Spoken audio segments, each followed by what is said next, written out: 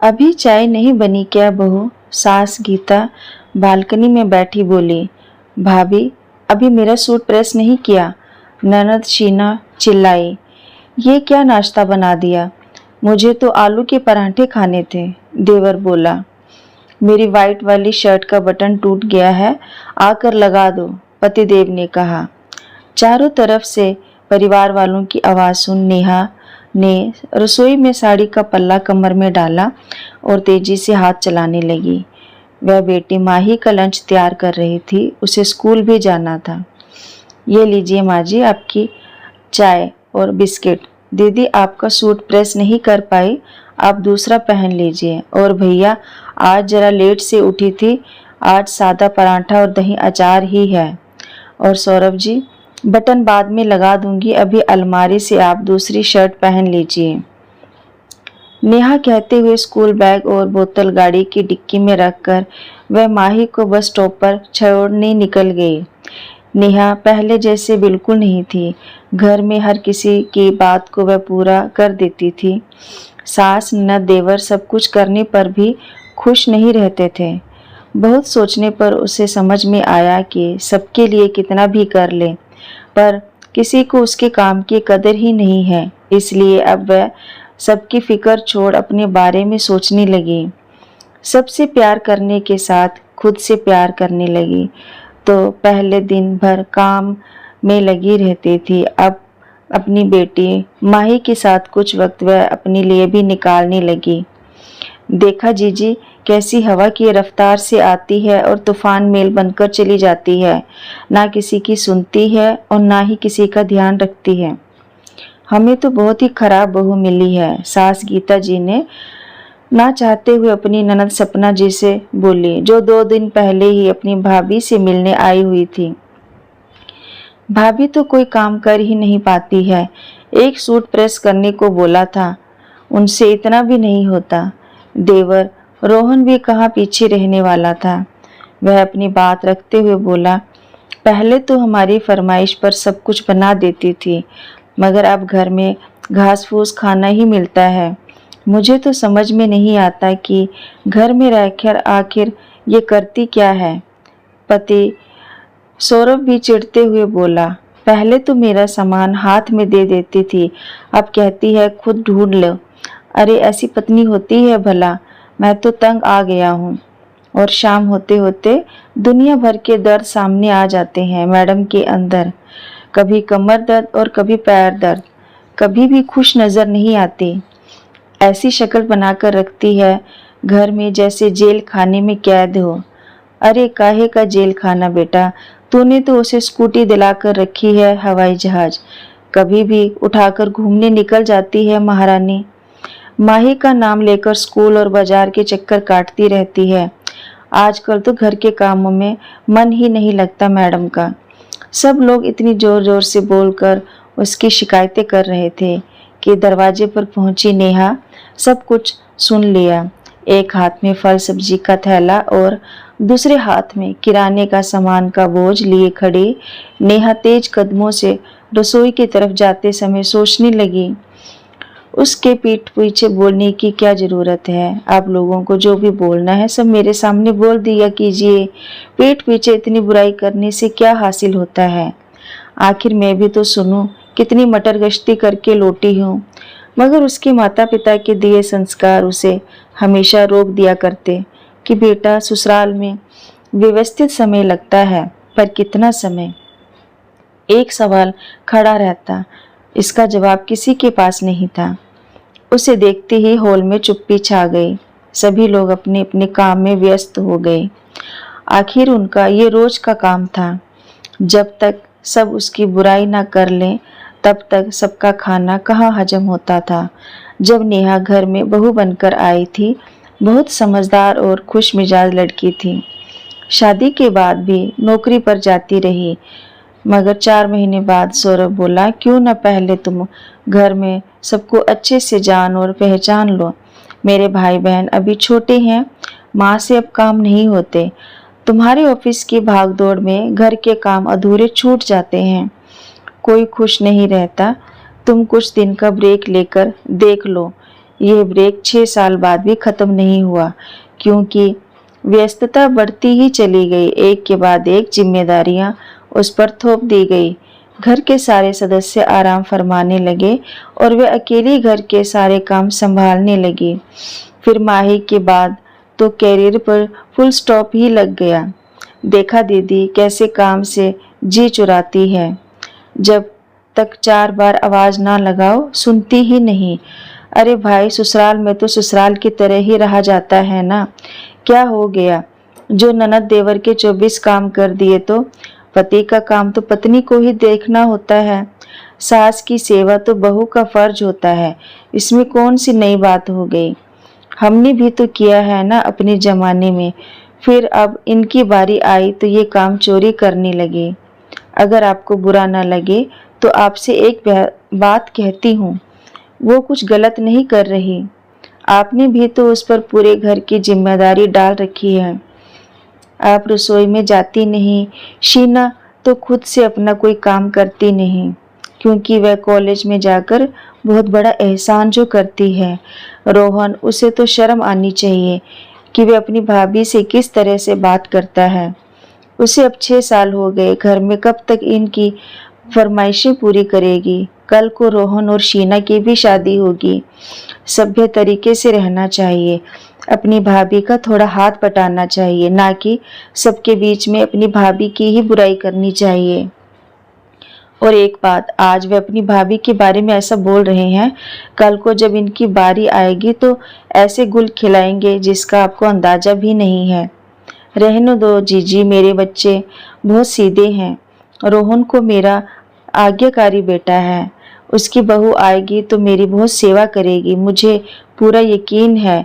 और शीना, जो उसे मैंने संस्कार दिए हैं ना, उसी से वह अपने ससुराल को स्वर्ग बना देगी। अपनी भाभी की बात सुन सपना जी समझ गई कि ऐसे मतलबी लोग किसी की परेशानियां आसानी से नहीं समझते। इन्हें उदाहरण देकर ही समझाना पड़ेगा। रोहन और शीना कमरे में मोबाइल पर गेम खेल रहे थे। अपनी बुआ पर बड़ा यकीन था, इसलिए दोनों अपनी मन की हर बात अपनी प्यारी बुआ से शेयर कर देते थे। सपना ने बड़े प्यार से दोनों को आम की लस्सी का गिलास बढ़ाते हुए कहा, तुम्हारे लिए खास बनाई है। वाह बुआ, आप तो सब जानती हैं, क्या मस्त लगती है, पीकर मजा आ गया। भतीजे रोहन हंसता हुआ बोला। अच्छा रोहन बेटा, एक बात तो बता, तेरी माँ तेरे लिए लड़की ढूंढ रही है। मैं सोच रही थी कि नेहा जैसी लड़की तेरे लिए परफेक्ट रहेगी। नेहा का नाम सुनते ही रोहन का मुंह बन गया। क्या बात करती हो बुआ, भाभी जैसी कभी नहीं। मुझे माँ की डांट की चाबी से चलने वाली गुड़िया नहीं चाहिए, जो भैया तक का ढंग से ख्याल नहीं रख सकती, उनकी जरूरतें भी पूरी नहीं कर सकती।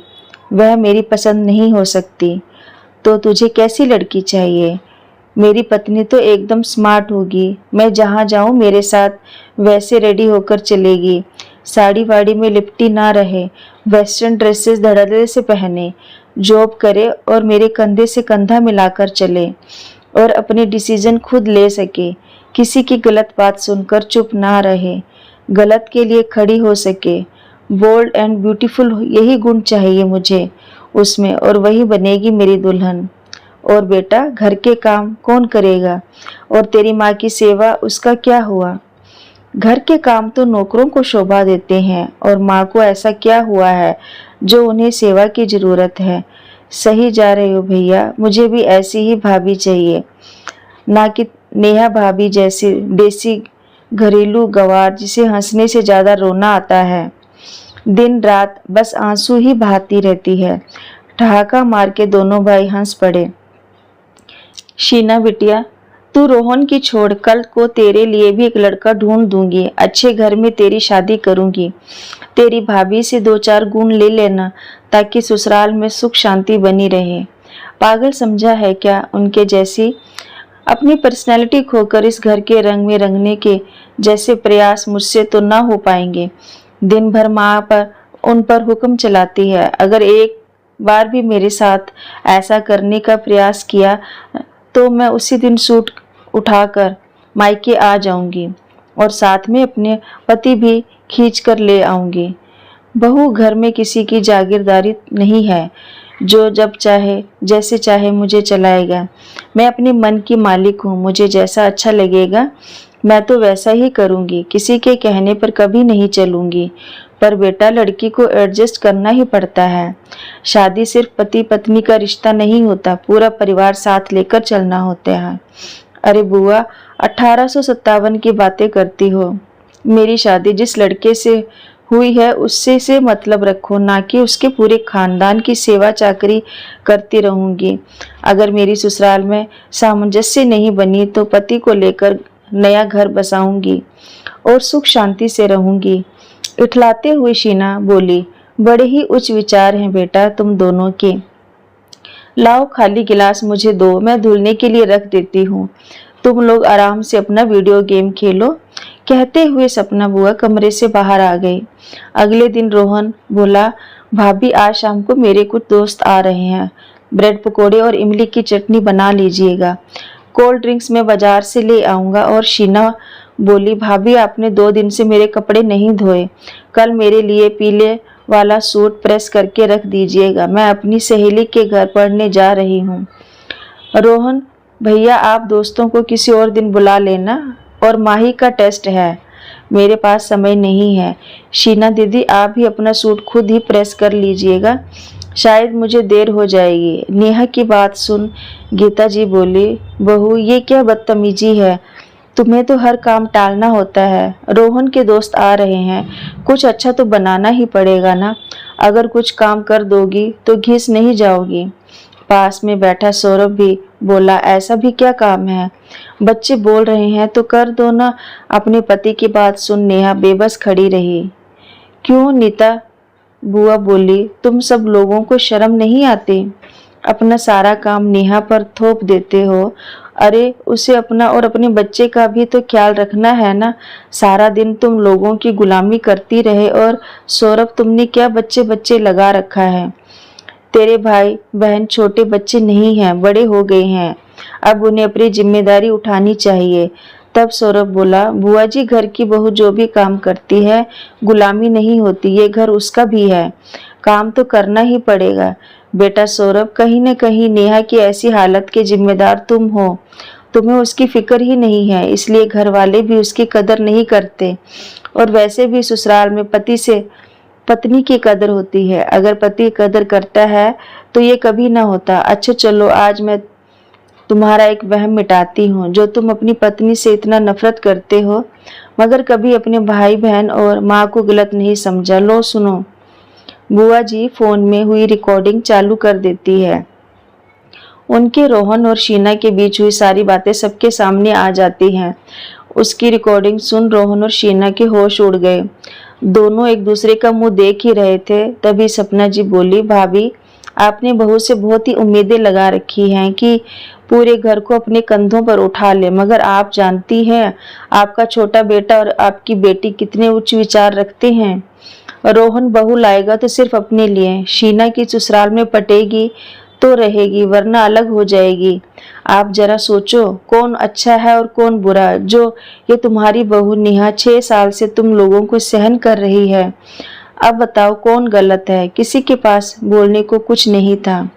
सौरभ को अपनी गलती का एहसास हुआ और वह बोला, मैं ही तुम्हारा गुनहगार हूँ, मैंने मान सम्मान नहीं दिया तो फिर मेरे छोटे भाई बहन कैसे देते।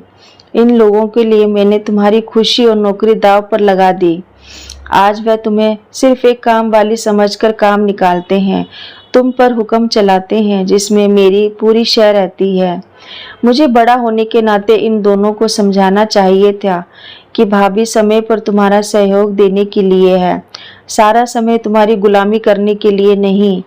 आज से रोहन और शीना अपना काम सारा खुद करेंगे और साथ में तुम्हारा हाथ बाजार के कामों में भी बटाएंगे, क्योंकि तुम अपनी नौकरी दोबारा शुरू करोगी।